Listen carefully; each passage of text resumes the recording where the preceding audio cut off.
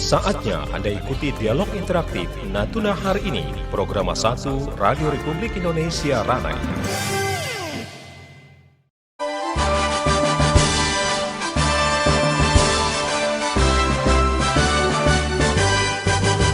Gerakan masyarakat hidup sehat, bugar dan bermanfaat. Berpikir positif, hidup produktif untuk kesehatan kita. Rajin olahraga, konsumsi gizi seimbang, rutin cek kesehatan.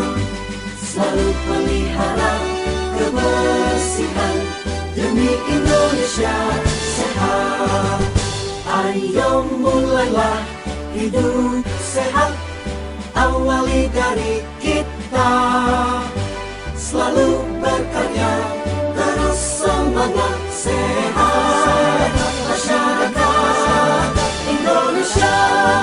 Ya, selamat pagi adik-adik SMA Negeri 2 Bunguran Timur. Selamat pagi juga kami sapa para undangan yang sudah hadir pagi hari ini. Semoga kita sehat selalu. Dan pagi ini kita akan mengikuti talk show program Gerakan Nasional Aksi Bergizi dengan topik gaya hidup remaja sehat ya. Baik, pagi ini kita sudah bersama 4 narasumber ya, kita sapa dulu. Yang pertama ada Wakil Bupati Natuna, Bapak Rodial Huda. Selamat pagi Bapak. Selamat pagi, Assalamualaikum warahmatullahi wabarakatuh. Waalaikumsalam, sehat Pak? Alhamdulillah sangat sehat. Saya sudah semangat tapi suaranya nggak keluar ini. Tapi tetap semangat Pak, sesuai dengan cuaca. Baik, kita sapa narasumber berikutnya. Ada Ketua Tim Penggerak PKK Kabupaten Natuna, ada Ibu Septi Duyani Wansiswandi. Selamat pagi Ibu. Selamat pagi, Assalamualaikum warahmatullahi wabarakatuh. Gimana, sehat Bu ya? Alhamdulillah. Jangan berputus asa karena suaranya nggak keluar Bu ya. Baik. Kita sapa kembali narasumber berikutnya, Kepala Dinas Kesehatan Kabupaten Natuna, Bapak Hikmat Aliansah. Selamat pagi Bapak. Selamat pagi, Assalamualaikum warahmatullahi wabarakatuh untuk kita dimanapun berada. Iya, baik. Dan kemudian ada lagi narasumber dari RSUD Natuna, Dr. Uwan Rita Mardia, SPA. Selamat pagi dokter. Selamat pagi, Assalamualaikum warahmatullahi wabarakatuh. Apa kabar adik-adik semua? Semangat dong, apa kabar? Satu orang aja. Yang sehatnya cuma 1 orang kayaknya. Ayo adik-adik kita ikuti acara talk show pagi ini dengan topik gaya hidup remaja sehat. Nah, berbicara tentang kesehatan, kita tentu menginginkan tubuh yang sehat, apalagi adik-adik remaja yang mana usia remaja ini sering disebut sebagai masa keemasan karena apa yang dilakukan di saat remaja hasilnya akan dipetik ketika usia dewasa ya. Jadi jaga selalu masa remaja adik-adik semua untuk masa depan yang lebih gemilang. Baik, kita langsung saja mengawali talk show pagi ini. Kita ke Pak Rodial Huda, ke Pak Wakil. Iya, Pak, menurut Bapak seperti apa sih Pak gaya hidup sehat itu? Pertama buat anak-anak SMA 2 ini dulu. Saya kasih pantun satu. Oh ya, silakan. Kalau hendak mengejar, kejarlah itik. Karena itik tak akan lari kemana-mana. Saya harap kalian belajarlah dengan baik supaya Semanda ini terbaik dan ternama. Tepuk tangan dong. Baik. Gaya hidup sehat. Gaya hidup sehat, pertama gaya hidup sehat itu adalah gaya hidup yang sangat penting. Iya. Kenapa penting? Terutama bagi anak-anak remaja, karena mereka ini kan masa pertumbuhan dan perkembangannya sudah menjelang akhir. Iya. Supaya tumbuh kembangnya maksimal, maka pola hidup sehat ini harus dilakukan dan penting. Karena ketika tumbuh kembangnya tidak maksimal, maka dia akan menghadapi masa-masa yang agak suram. Iya. Ya, gaya hidup sehat ya contoh mudah. Ya tidurnya cepat, bangunnya pagi-pagi, makannya bergizi, hindari rokok, hindari alkohol, hindari narkoba. Dan taat kepada agama, terutama yang beragama Islam, lakukan sholat 5 waktu karena itu menumbuhkan disiplin yang baik. Tepat waktu dan itu penting untuk masa depan mereka. Jadi tidak terlalu rumit sebenarnya pola hidup sehat itu, yang nggak usah terlalu bergantung juga kepada handphone dan gadget itu, dan banyak membaca buku. Ya, jadi orang di mana-mana di luar negeri yang modern itu masih membaca buku. Karena membaca buku itu akan menyehatkan otak. Ketika otak sehat, itu insya Allah semua tubuh akan sehat. Pak, zaman sekarang ini kan kalau mau baca buku itu kan tidak mesti harus di buku langsung gitu Pak, kan bisa juga melalui gadget. Gimana tuh Pak? Beda, pengaruh membaca buku dengan gadget itu beda. Saya tahun lalu melakukan penerbangan ke Amerika itu sampai 27 jam penerbangan di pesawat. Dan itu semua bule isinya dan orang-orang Jepang. Dan semua orang membaca buku di dalam pesawat itu, nggak ada orang lihat HP. Baca novel, baca ini segala macam, berbagai buku yang mereka baca. Dan itu agak jarang kita lihat ketika kita naik pesawat dan perjalanan di dalam negeri. Iya. Ya. Membaca buku Pak ya. Penting karena dia akan membesarkan otak dan membaca itu jauh lebih mengingatkan kita. Dan sumbernya jelas kalau membaca buku itu. Kalau di gadget itu kan bisa saja dipotong atau hoax dan segala macamnya. Tapi ketika buku jelas penerbitnya, jelas pengarangnya dan ilmu pengetahuannya jelas. Iya baik. Kita ke Dokter Wanrita dulu. Nah pertanyaan yang sama, kalau menurut versi dokter nih medis ini ya, nah gaya hidup sehat itu seperti apa nih dokter?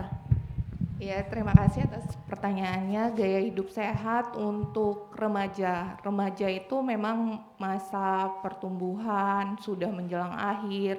Jadi gimana dibilang gaya hidup sehat? Pertama, kebiasaan tidur seperti yang dibilang Bapak Wakil Bupati tadi, tidur memang harus dijaga. Kemudian sekarang karena gadget merajalela, harganya relatif murah, itu ada namanya time screen. Jadi berapa lama seorang anak itu harus berhadapan dengan gadget itu memang diatur seperti itu. Kemudian juga gaya hidup sehat remaja. Remaja ini ada pada masa ingin coba-coba, ingin tahu, jadi ingin coba seperti merokok, ya, kemudian mencoba kehidupan seks, ya. Di masa remaja ini banyak sekali masalah-masalah yang terjadi karena itu, seksualitas, kemudian yang tren saat ini kan LGBT, lesbian, gay, transgender, and bisexual. Jadi remaja yang sehat harus menghindari hal-hal tersebut. Mungkin seperti itu. Iya, menghindari hal tersebut ya. Baik, jadi berbicara tentang jam tidur ini dokter, masih sama dokter. Jam tidur ideal itu seperti apa sih, terutama untuk para remaja ini? Oke, jam tidur yang ideal itu 6 sampai 8 jam per hari. Jadi misalnya kalau anak tidur jam 9 malam, dia subuh sudah bisa bangun seperti itu. Jadi waktu istirahat yang cukup. Dan pada saat tidur itu kayak deep sleep, memang benar-benar tidur, bukan tidur yang terbangun tengah malam seperti itu. Jadi memang pure istirahat dia tidur. Tidur yang berkualitas Ya. begitu ya.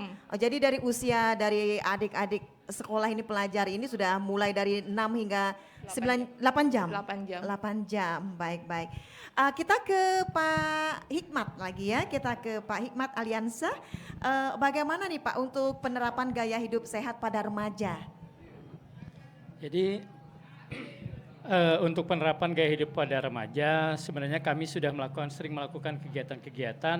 Salah satunya itu abad. Abad itu aku bangga aku tahu. Jadi abad aku bangga aku tahu, di mana di situ kami selalu menyampaikan apa-apa saja kegiatan-kegiatan yang baik untuk dilakukan. Terutama di dalam itu kami melakukan penyuluhan tentang dampak dari pengaruh dari narkoba. Kemudian kita juga penyuluhan tentang perilaku seks bebas seperti yang disampaikan tadi. Iya. Nah di dalam aku bangga aku tahu itu kami menyampaikan hal-hal bagaimana kalau ini dilakukan, misalnya perilaku yang menyimpang seperti penggunaan narkoba atau penggunaan perilaku seks bebas yang tidak seharusnya dilakukan, itu akibatnya seperti apa gitu. Itu yang sering kami lakukan. Iya, itu sudah diadakan penyuluhan Pak ya? Kita sudah sering lakukan untuk kampanye ABAD itu. Oh iya. Sudah mulai tahun ini begitu Pak? Mulai dari tahun-tahun sebelumnya kita sudah sering lakukan. Iya, sasarannya kemana aja nih Pak? Sasaran kalau untuk ABAD itu anak-anak sekolah, terutama untuk anak sekolah itu mulai dari SMP, kemudian juga SMP dan SMA, SMP dan SLTA gitu. Kemudian untuk anak SD kita lebih ngambil ke yang kelas-kelas 6-nya saja gitu. Memang kita karena memang informasi yang kita sampaikan kepada anak SD dengan yang kepada SMP dan SMA tentu saja berbeda gitu. Jadi karena materi-materi yang terutama masalah perilaku seks itu akan kita sampaikan nanti berbeda gitu. Nah, itu memang disampaikan oleh pakar atau gimana? Ya, kita terutama kita sampaikan dari petugas dari kesehatan yang tentu saja sudah paham dengan apa yang harus disampaikan. Kita juga bekerja sama juga dengan psikolog, kemudian petugas kesehatan, petugas promkes kita juga sudah kita latih untuk menyampaikan hal tersebut. Oh iya begitu, memang sudah tenaga yang sudah terlatih gitu Pak ya. Oke, baik. Kita ke Pak Rodial Huda lagi, ke Pak Wakil lagi. Pak, saya dalam beberapa waktu ini kan ada program pembagian tablet penambah darah Pak ya.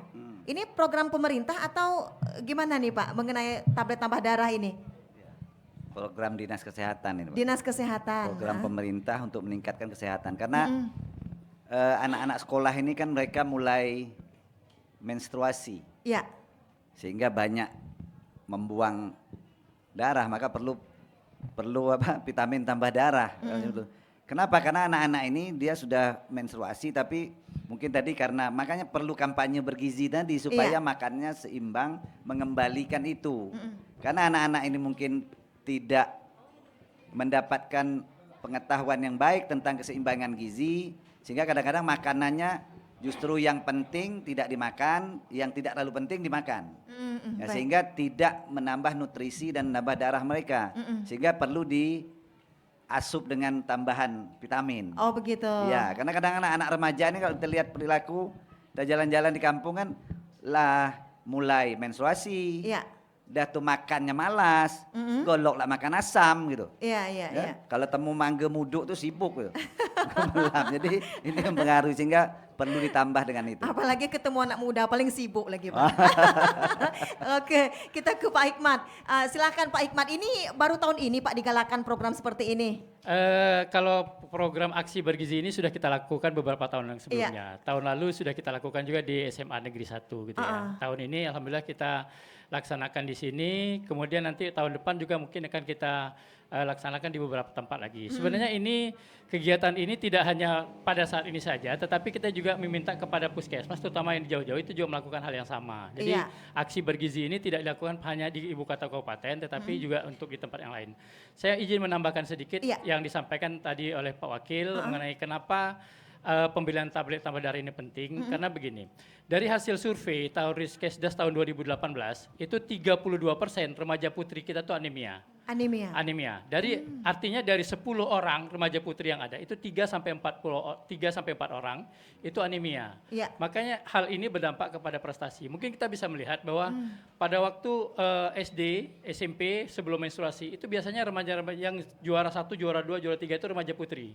Tetapi ketika sudah SMP, terutama untuk ketika sudah menstruasi kemudian SMA, itu justru yang cowok yang banyak berprestasi. Penurunan prestasi. Kenapa hal itu terjadi? Kenapa ternyata dampak dari anemia itu juga berdampak kepada penurunan prestasi belajar. Nah, itulah kenapa pembelian tablet tambah darah ini juga kita berikan kepada remaja putri, terutama untuk di tingkat sekolah menengah pertama dan menengah atas.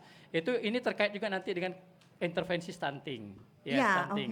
Nah, dengan stunting, intervensi stunting itu salah satunya adalah pembelian tablet tambah darah kepada remaja putri dengan harapan nanti ketika dia siap untuk berumah tangga atau sudah siap untuk hamil, itu hemoglobin atau jumlah darah di dalam tubuhnya itu sudah siap, sudah Iya. cukup sehingga tidak terjadi anak yang dia kandung itu stunting nantinya. Stunting. Gitu. Itu Mungkin pencegahan dini, Iya, begitu pencegahan dini Pak seperti ya. itu, iya. Dan ini dilakukan berapa bulan sekali atau setahun sekali atau gimana? Sebenarnya untuk pemberian tablet tambahan ini kita berikan paling 3 bulan. 3 bulan artinya 90 tablet itu kita serahkan. Nanti kita akan lakukan evaluasi kembali, kita cek lagi HB-nya. Kalau misalnya nanti HB-nya masih rendah, itu akan kita berikan kembali gitu. Jadi, Dicek, jadi turun dicek. langsung ke sekolah gitu Pak? Iya, cek sekolah. Jadi itu nanti teman-teman dari Puskesmas akan melakukan pengecekan HB kepada remaja putri, terutama untuk remaja putri ya. Kalau yang putra mungkin tak terlalu berpengaruh dengan hemoglobin ini karena memang mereka tidak menstruasi gitu. Iya, jadi fokus ke jadi putri. Fokus ke putri dulu begitu. Baik. Jadi khusus jadi sasarannya SMP sampai SMA gitu Pak ya? Iya. Yang jelas yang udah menstruasi gitu Pak ya. Oke, baik. Kita ke Ibu yang cantik ini, ke Ibu tim penggerak PKK. Ibu, ini pertanyaan kita ke Ibu, menurut Ibu apa saja yang perlu diperhatikan anak-anak remaja kita pada zaman ini, Bu? Yang pertama, anak-anak remaja harus berbudi dan berakhlak mulia, itu yang paling utama. Iya.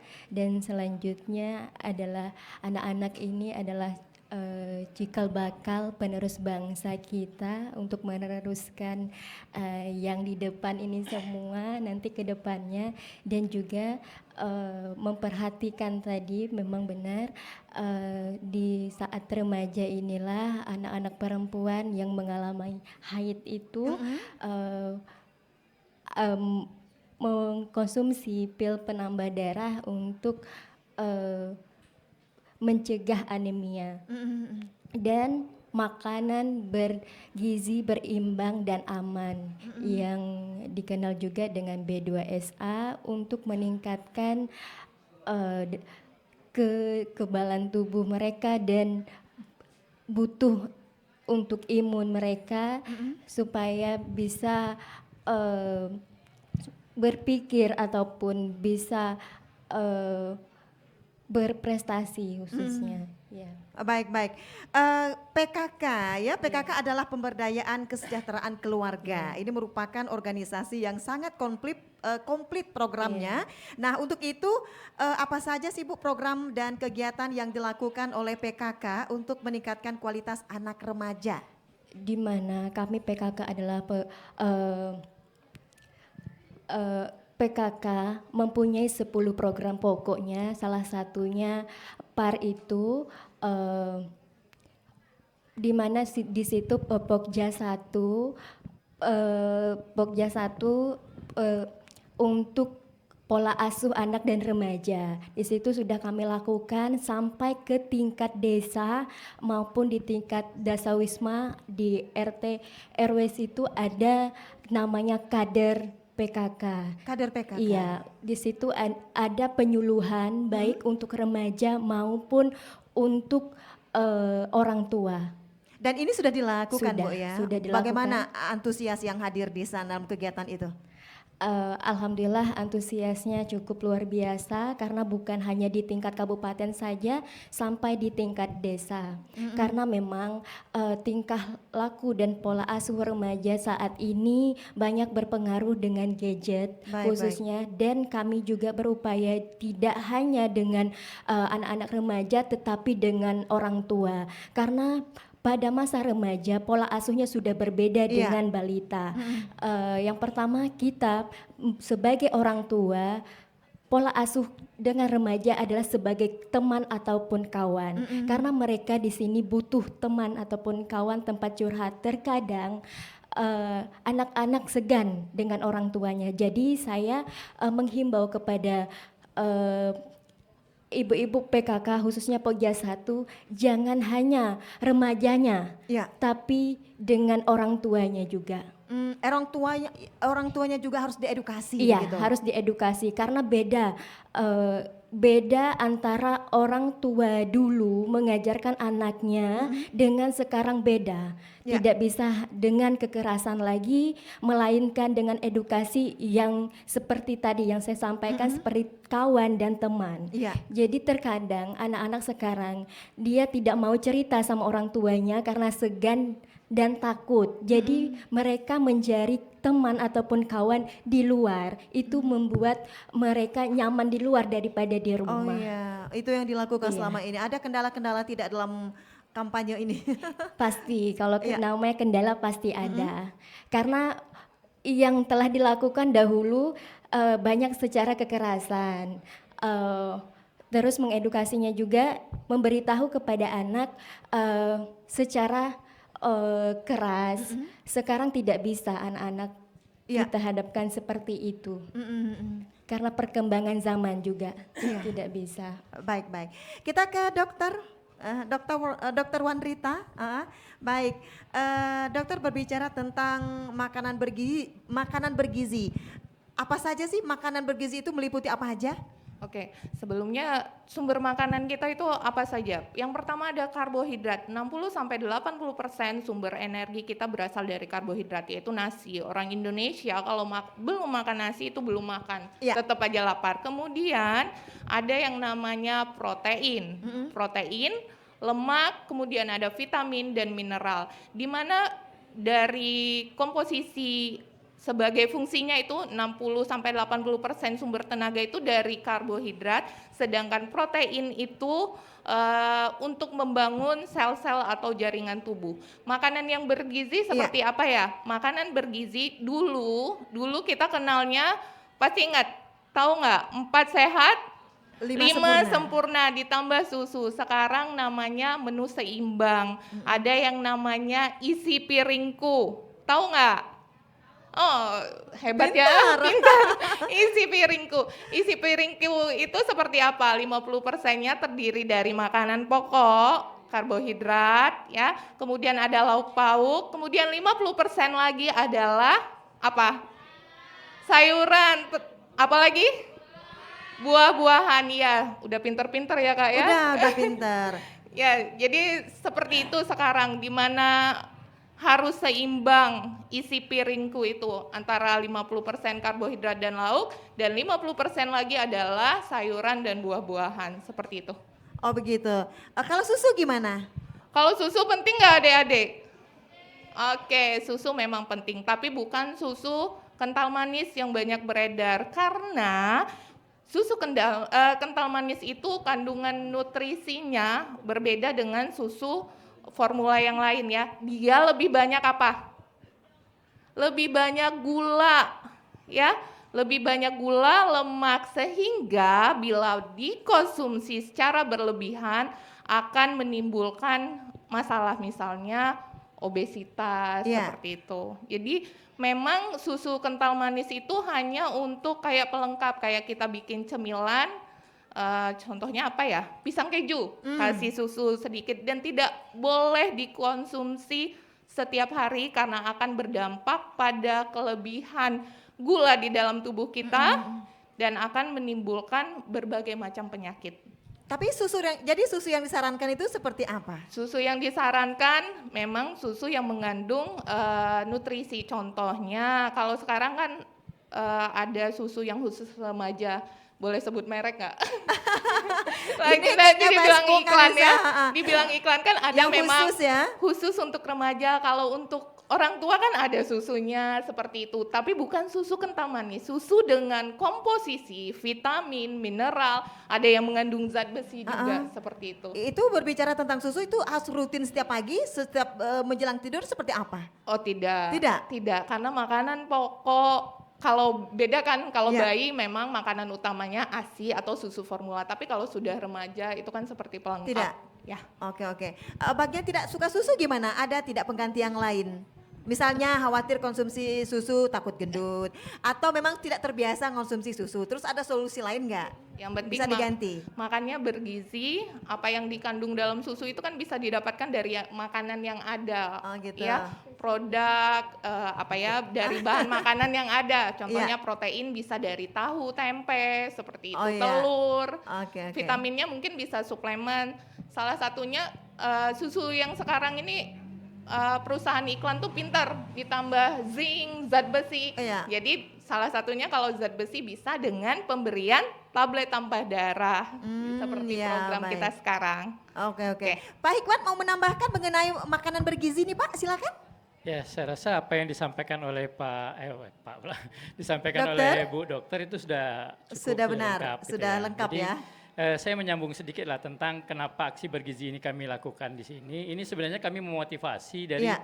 remaja-remaja yang ada di SMP, SMA itu bahwa sarapan pagi itu penting. Iya. Gitu. Jadi intinya di sini ini bukan kami memberikan makanan terus setiap pagi kami berikan, tidak, tetapi kami memotivasi bagaimana agar adik-adik ini setiap pagi itu sebelum ke sekolah itu sarapan. Gitu. Kenapa? Kalau misalnya dia pergi ke sekolah dengan perut kosong, Iya. itu biasanya ngantuk, gitu ya. Nah, ngantuk sehingga dia dalam menerima pelajaran itu kan menjadi tidak concern, gitu. Itulah kenapa penting untuk dilakukan. Kami memotivasi adik-adik ini agar sebelum berangkat ke sekolah itu adalah makan sarapan.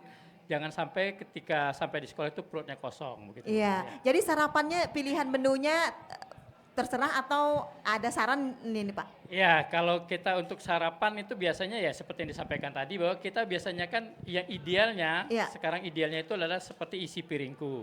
Jadi menu seimbang, bukan 4-5 sempurna seperti yang dulu-dulu lagi ya. Karena memang kebutuhan nutrisi atau gizi setiap orang itu kadang-kadang berbeda. Untuk orang yang mungkin, mohon maaf, yang sudah obesitas, dia mungkin cukup makan sedikit saja, tidak perlu sampai banyak-banyak. Tetapi kalau mungkin untuk yang sedang masa pertumbuhan, kemudian berat badannya masih kurang atau mungkin masih agak sedikit kurus, itu tentu saja membutuhkan gizi yang lebih dibandingkan dengan yang obesitas tadi gitu. Jadi makanya sekarang tidak disampaikan 4-5 sempurna, tetapi dengan menu seimbang gitu. Iya. Untuk jam sarapan idealnya dari jam berapa sampai jam berapa nih Pak? Iya, memang idealnya sarapan itu kalau misalnya ke sekolah jam 7 ya sekitar jam 6 itu sudah. Karena memang biasanya idealnya untuk yang terutama untuk yang muslim biasa seperti disampaikan oleh Pak Wakil tadi, sholat subuh itu paling lambat seharusnya jam 5 sudah bangun. Iya. Gitu ya. Jam 5 sudah bangun, kemudian jam 6 sebelum berangkat sekolah itu sarapan.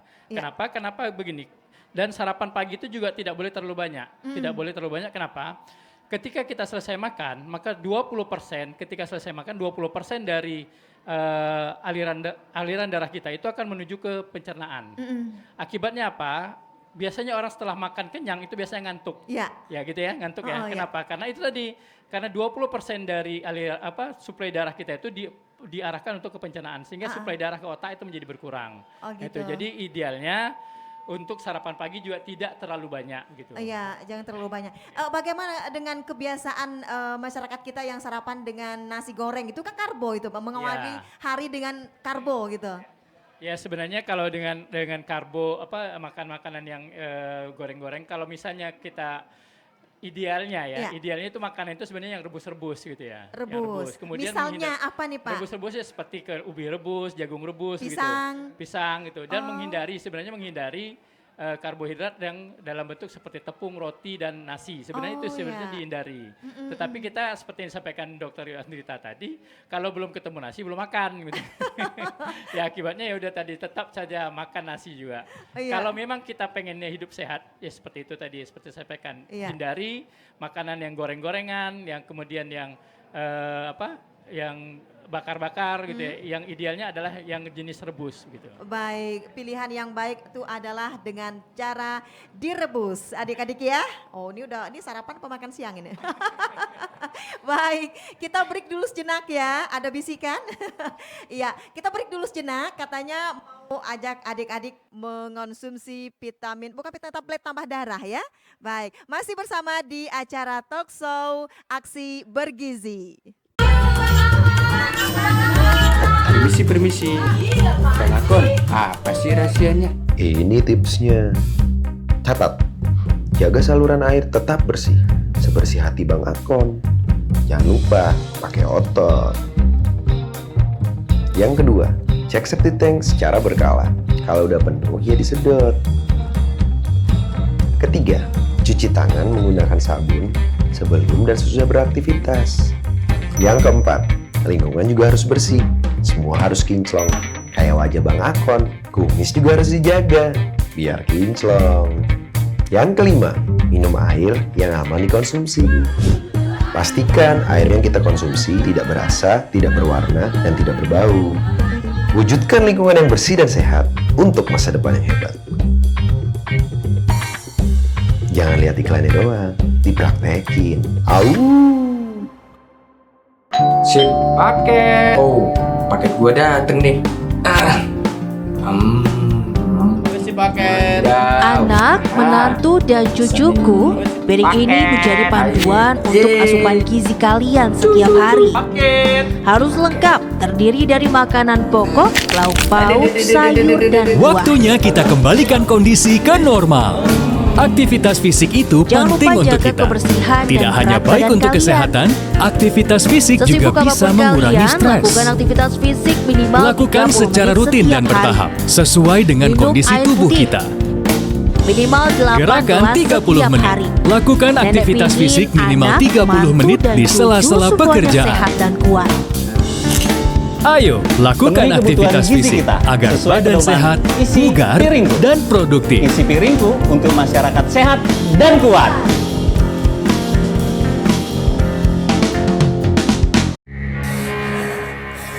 Dingin.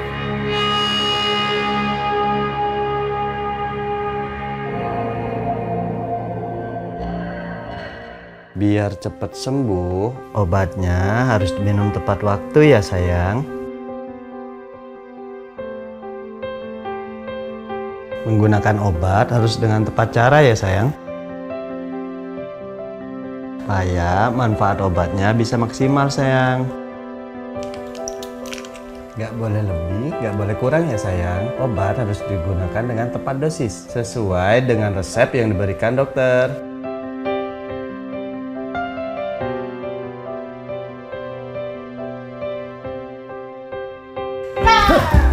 Ayo, jadi bagian dari masyarakat cerdas menggunakan obat.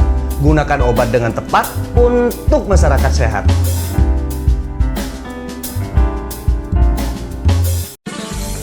Anda masih bersama kami dalam dialog interaktif Natuna Hari Ini, program 1 Radio Republik Indonesia Rana. Lanjut lagi nih Pak, berbicara tentang gaya hidup remaja sehat, upaya yang sudah dilakukan pemerintah untuk meningkatkan kesehatan khususnya anak remaja seperti apa selama ini Pak?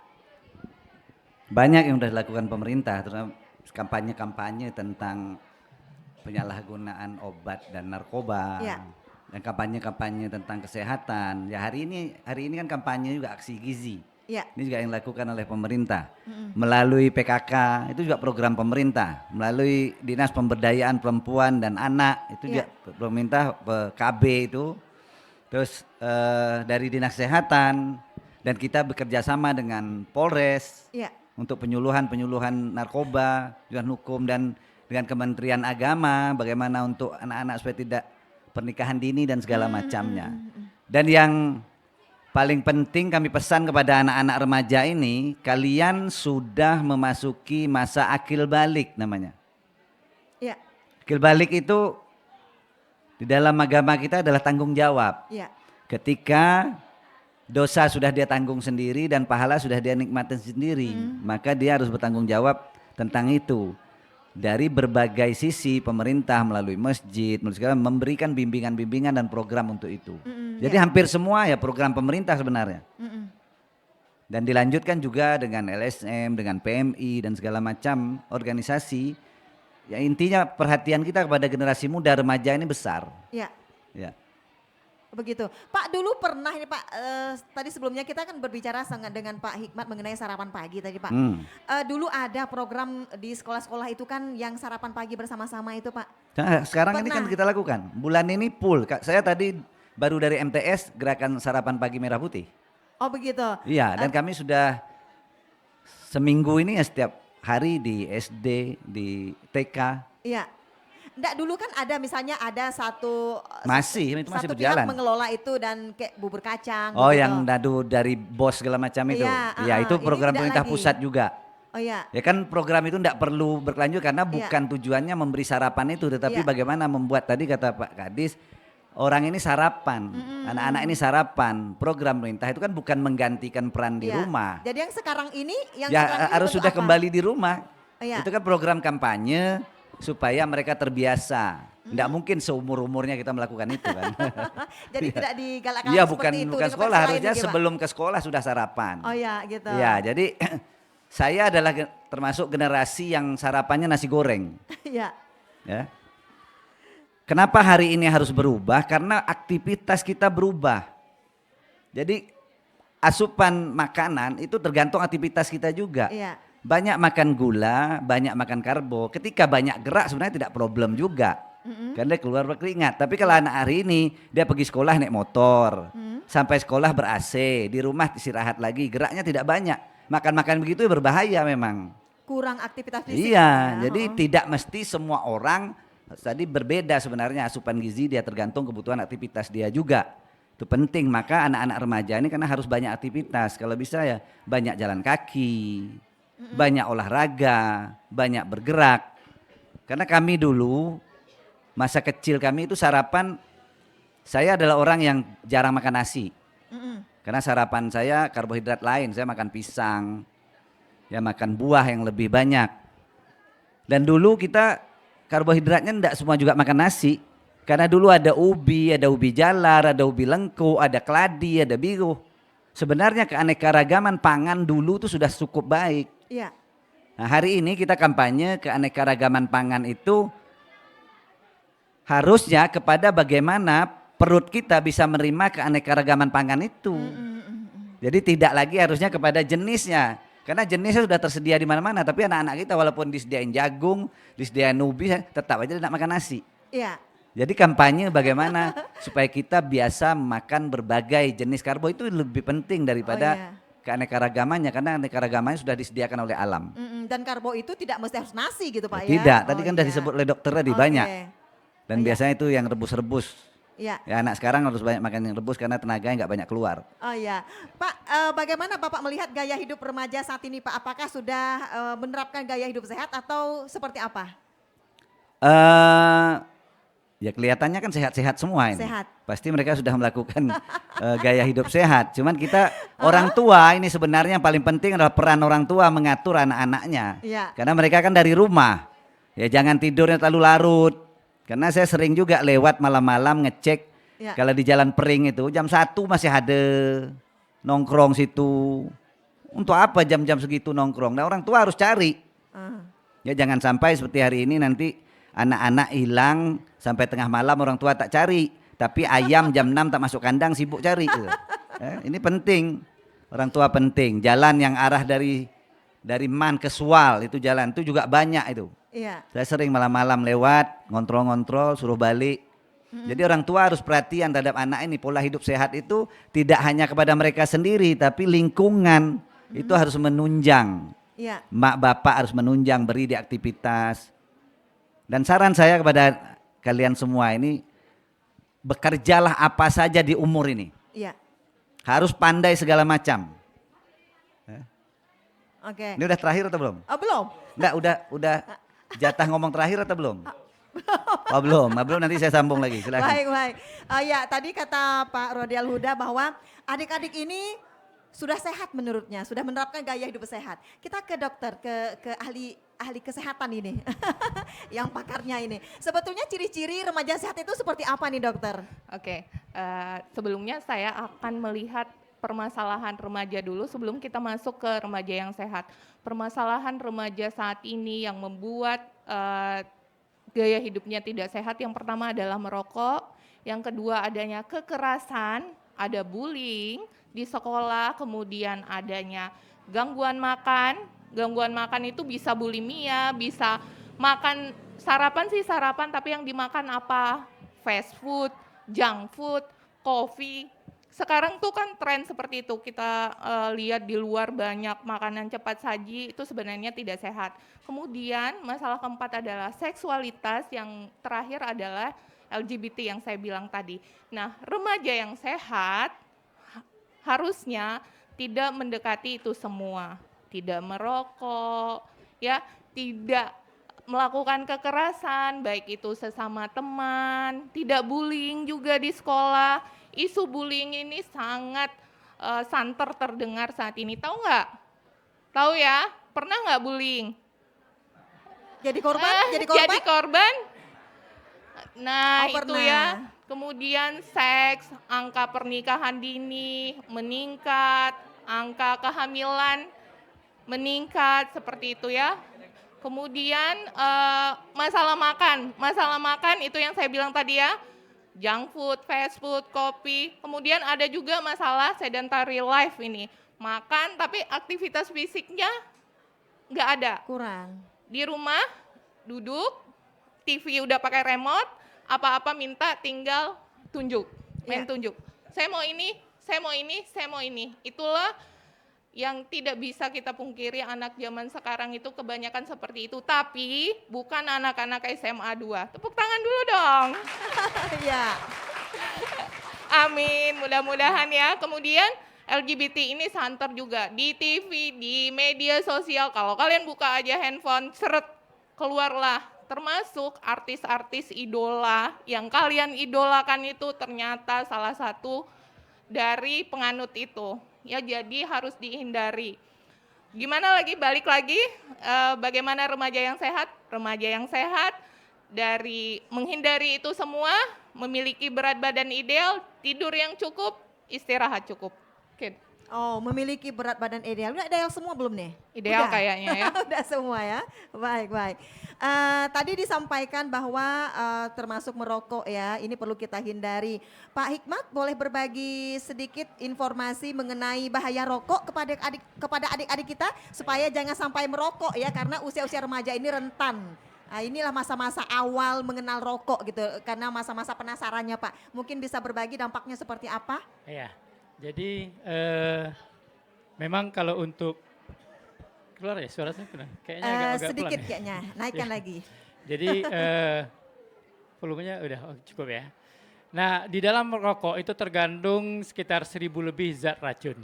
Ya, terutama zat beracun itu yang kalau misalnya kita hisap ke dalam tubuh, maka itu akan melekat di paru-paru dan itu dapat menyebabkan yang selama ini mungkin kita lihat di iklan rokok dapat menyebabkan kanker di paru-paru, kemudian kita dapat juga menyebabkan gangguan kehamilan dan janin. Itu yang seperti iklan di rokok. Kemudian kami juga pernah kemarin melakukan bukan audiensi, semacam statement yang orang yang terkena kanker saluran pernapasan. Jadi dia tidak bisa bernapas lagi melalui mulut, melalui hidung, tapi di sini sudah dibolongkan.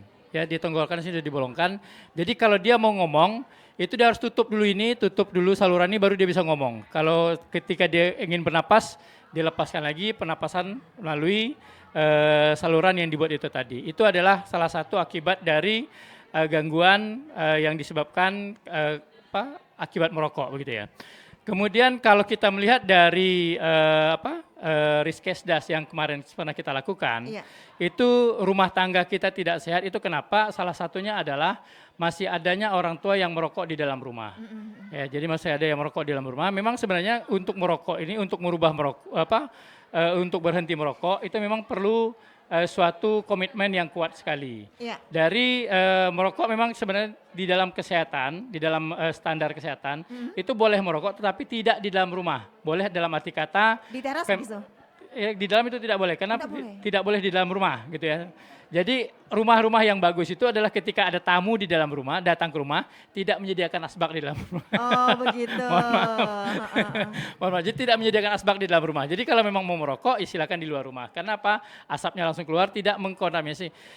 Ternyata sekarang yang berdampak banyak sekali itu adalah perokok pasif. Perokok pasif itu apa? Perokok pasif adalah perokok orang-orang yang tidak merokok, tetapi dia menghirup asap rokok dari orang-orang yang merokok gitu. Itu adalah perokok pasif, dan itu juga bisa menyebabkan gangguan kesehatan seperti kanker itu tadi gitu ya.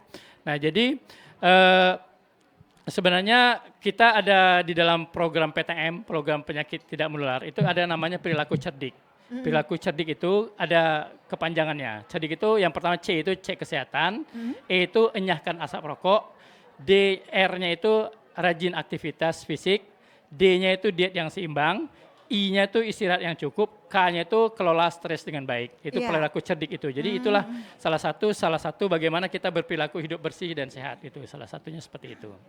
Baik, kita ke Bu Septi. Bu Septi, tadi kata Pak Hikmat rumah yang baik itu ketika ada tamu datang tidak menyediakan asbak rokok gitu. Nah, Ibu sebagai ketua tim penggerak PKK pernah tidak mensosialisasikan tentang hal ini kepada kader-kader PKK yang lainnya?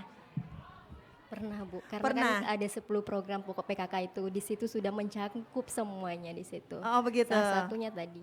Oh iya, iya. Mudah-mudahan kita sehat semua Bu ya. Amin. Baik, kita ke dokter wanita lagi. Nih dokter, menjaga hidup sehat itu dengan mengelola stres. Bisa berbagi informasi mengenai cara mengelola stres dengan baik itu seperti apa? Karena remaja ini biasanya rentan mengalami stres, betul tidak? Ya, stres karena pelajaran, karena putus cinta, ya kan? Ya, gimana mengelola stres dengan baik nih dokter? Oke, mengelola stres. Sejujurnya saya sebagai dokter anak itu jarang mendapati pasien remaja. Sekarang itu anak itu 0 sampai 18 tahun. Berarti kalau umur SMA itu sebenarnya masih pasien kita. Tapi jarang sekali kita temui pasien datang itu sengaja datang buat curhat. Nggak ada.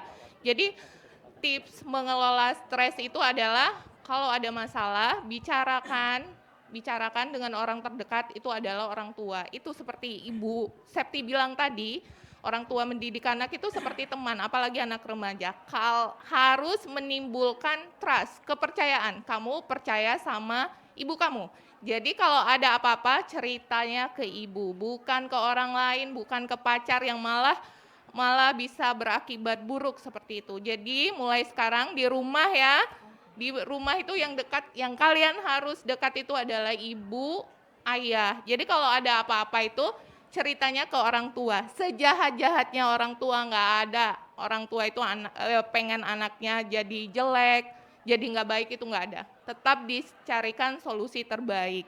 Sekarang dekat nggak sama ibunya? Kalau ada apa-apa cerita nggak? Misalnya di sekolah dimarahin guru, nilainya jelek, cerita nggak? Alhamdulillah, tapi ada suara-suara hong. Jadi itu salah satunya berbagi, kalau ada masalah berbagi, kelola stres. Kemudian tarik nafas dalam. Kemudian hembuskan. Melihat yang hijau-hijau, contohnya gunung. Kemudian baju hijau. Oh, baju hijau ya, seragamnya hijau ya. Maksudnya lihat pemandangan, gunung, laut, itu secara tidak langsung juga bisa healing kata orang sekarang ya, healing ya. Seperti itu, kelola stres, cari teman yang benar, lingkungan yang baik, keluarga yang baik.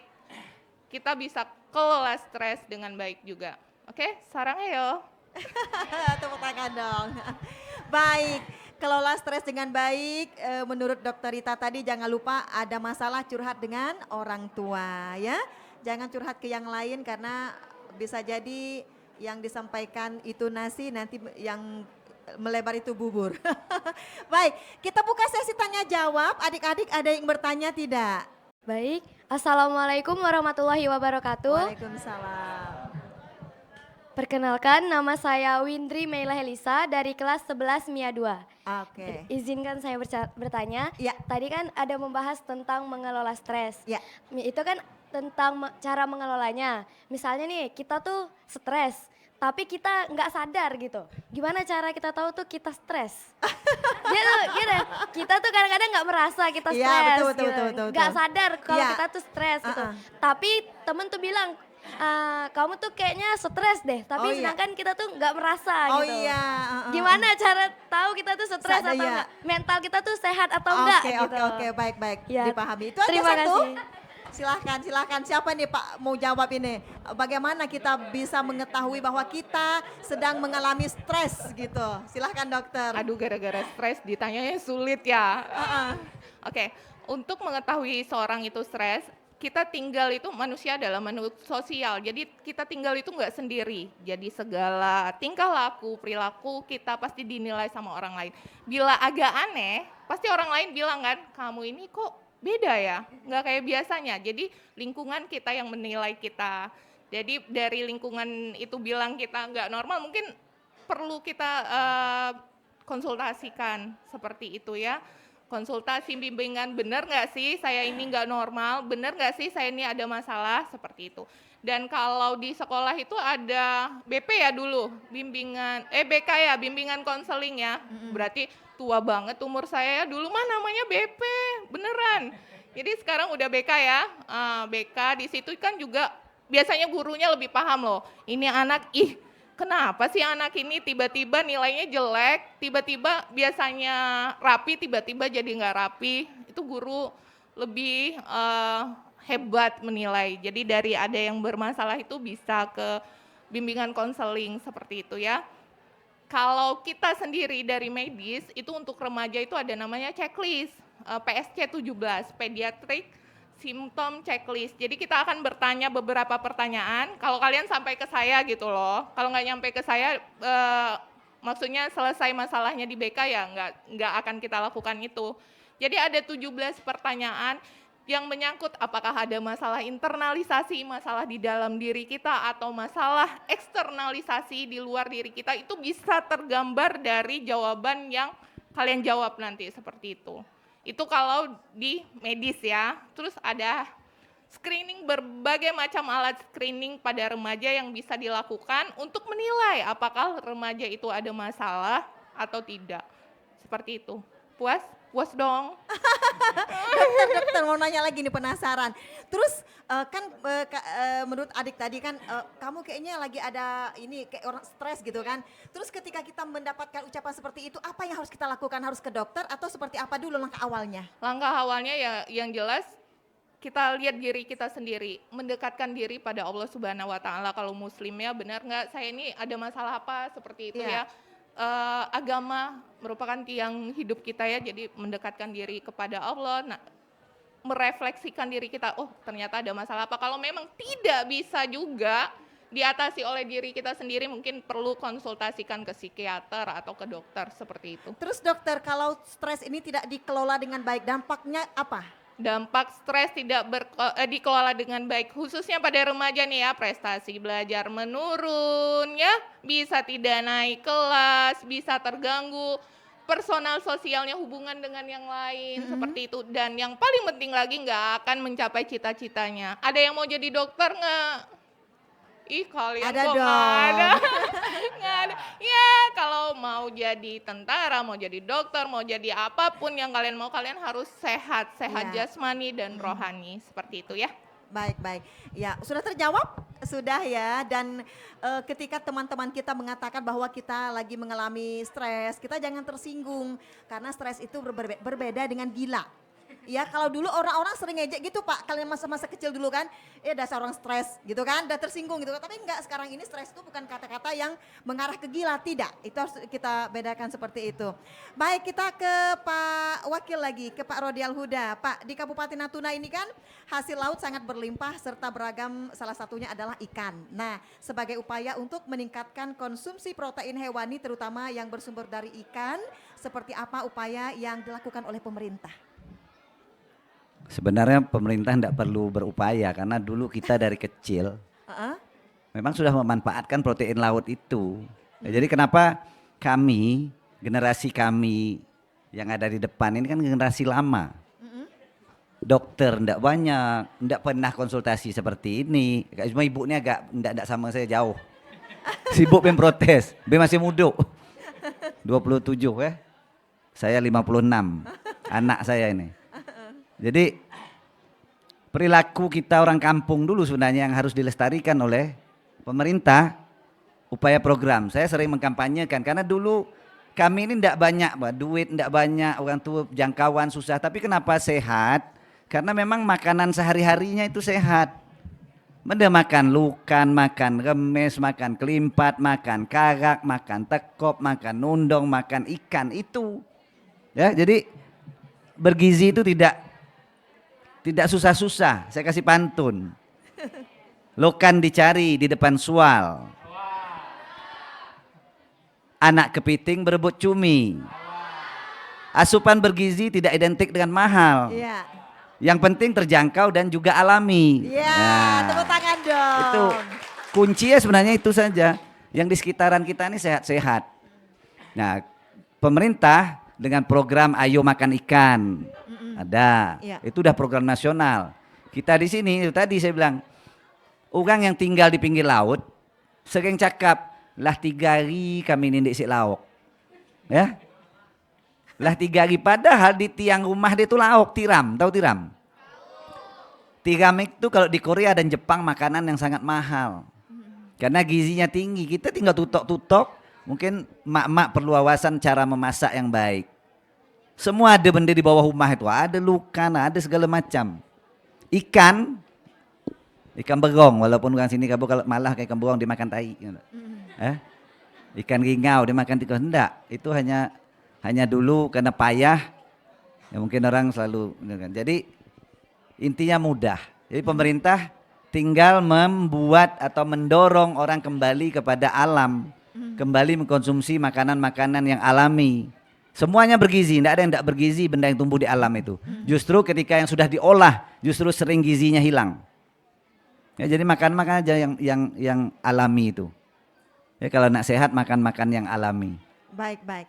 Kita sudah di penghujung nih Pak, langsung saja dengan closing statementnya, pesan dan harapan Bapak untuk anak-anak sekolah khususnya para remaja saat ini. Baik, kalian harus fokus kepada pendidikan. Fokus pada belajar dan membranding diri sendiri. Harus banyak benda yang dipandai. Karena hidup zaman ini, zaman saya sekolah susah tapi kerja gampang. Hari ini sekolah gampang tapi kerjanya susah. Sehingga ketika kalian tidak memiliki berbagai keahlian, hidupnya tidak mudah. Pendidikan memberikan kalian separuh jalan untuk berhasil. Saya tak sarjana. Untuk berhasil, saya harus punya etos kerja 3 kali lipat dari orang yang sekolah. Ketika orang sekolah berpendidikan, dia separuh jalan sudah dia tapaki. Jadi pendidikan itu penting. Harus pandai semua. Pandai masak, pandai nyuci, semua benda harus pandai. Saya adalah generasi yang semua serba pandai. Saya pandai nukang, saya pandai ngail, saya pandai kebun, saya pandai semua macam. Segala pekerjaan kampung saya. Rumah saya itu saya nukang sendiri. Ketika kita serba pandai, dimanapun kita berada, kita bisa hidup dengan mudah. Dan tidak ada nunggu. Ini tamat kuliah malah nunggu, masih numpang dengan mak. Lah sarjana masih gak minta duit ke mak, nak beli ukuk, minta ngayah segala macam. Itu tidak. Karena remaja itu sudah harus belajar mencari kehidupan sendiri, mencari uang sendiri. Jangan pernah bergantung ya kehebatan diri. Jangan pernah bergantung kepada organisasi dan uang. Tapi bergantunglah kepada branding diri sendiri. Ketika bergantung dengan uang, waktu banyak duit, orang suka, orang perlu. Ketika tidak ada duit, orang tidak perlu. Dengan organisasi, ketika berada pada misalnya organisasi ini, orang suka begitu kita keluar, orang tak perlu. Tapi ketika diri sendiri yang memiliki kemampuan, tidak isi duit tidak dengan organisasi, orang akan perlu dengan kita. Itu yang perlu dibuat. Jadi jangan malas-malas. Rajin-rajin, jangan buang waktu. Ketika kamu banyak membuang waktu di waktu ini, kamu akan menyesal di masa tua. Ketika kamu memanfaatkan semua waktu untuk pendidikan dan keahlian di saat ini, insya Allah kamu akan berbahagia di masa tua. Ya, belajar rajin-rajin ya. Saya tutup dengan beberapa pantun. Ya. Dari Belanda ke Payakumbuh. Suai. Dari Belanda ke Payakumbuh. Sampai di sana dingin sekali. Generasi muda yang kuat dan bisa tangguh. Dimulai dari anak muda yang bergizi. Baik. Ya. Jadi kalian harus bergizi. Ini untuk Pak Kadis. Kalau nak disayang istri, sering-seringlah beri pelukan. Ibu Alijah lalu senyum jo. Tuh ulang. Kalau nak disayang istri, sering-seringlah beri pelukan. Kalau nak aksi bergizi terpenuhi, kalau kurang beri makanan tambahan. Cakep. Baik. Terakhir, bau kasturi semerbak mewangi. Minyak dipakai untuk pemikat. Berilah anak-anak ini makanan yang bergizi. Badan jadi sehat, tumbuh generasi yang kuat. Terima kasih. Assalamualaikum warahmatullahi wabarakatuh. Baik, waalaikumsalam warahmatullahi wabarakatuh. Ibu masih yang lain masih ada mau closing statement? Boleh Ibu Septi dulu. Apa yang ingin disampaikan untuk para remaja kita? Pesan saya mau jadi apapun nanti ke depannya, yang pertama harus tetap menghormati orang tua, mau jadi apapun kita, dan ridho orang tua itu adalah jalan menuju surganya dunia dan surganya di akhirat. Jangan pernah puas dengan apa yang sudah anak-anak capai pada saat ini baru dasarnya, nanti masih panjang untuk masa depannya. Mudah-mudahan akan jadi orang semuanya. Betul yang dikatakan Pak Wakil, sekarang banyak yang sekolah tetapi kerjanya yang sulit. Makanya skill itu tidak hanya untuk kantoran, bisa usaha seperti bisa menjahit dan yang lainnya. Di sini mungkin pintar dengan teknologi sekarang bisa juga di situ. Jangan berharap dengan pemerintah saja karena sekarang memang sulit untuk mendapatkan pekerjaan. Saya harapkan anak-anak terus semangat, rajin sekolahnya, dan yang paling penting juga mendekatkan diri dengan Allah Subhanahu wa taala, karena tempat sebaik-baiknya mengadu adalah kepada Allah Subhanahu wa taala. Baik, Pak Hikmat, ada closing statement-nya, pesan untuk para remaja kita? Baik, tadi mungkin sudah banyak nasihat-nasihat, ilmu-ilmu yang sudah disampaikan tadi. Jadi saya pada kesempatan ini juga berpesan, mari kita berperilaku PHBS, berperilaku cerdik, dan selalu positive thinking. Terima kasih. Assalamualaikum warahmatullahi wabarakatuh. Waalaikumsalam. Dr. Wan Rita, silahkan closing statement-nya, pesan untuk para remaja kita. Prefer the best, be the best, orang lain bisa, kamu bisa. Ya, singkat, jelas, dan padat. Baik, demikian acara talk show kita pagi ini dalam program Gerakan Nasional Aksi Bergizi dengan topik gaya hidup remaja sehat bersama beberapa narasumber. Terima kasih atas kehadirannya Pak Wakil Bupati Natuna Bapak Rodial Huda. Terima kasih.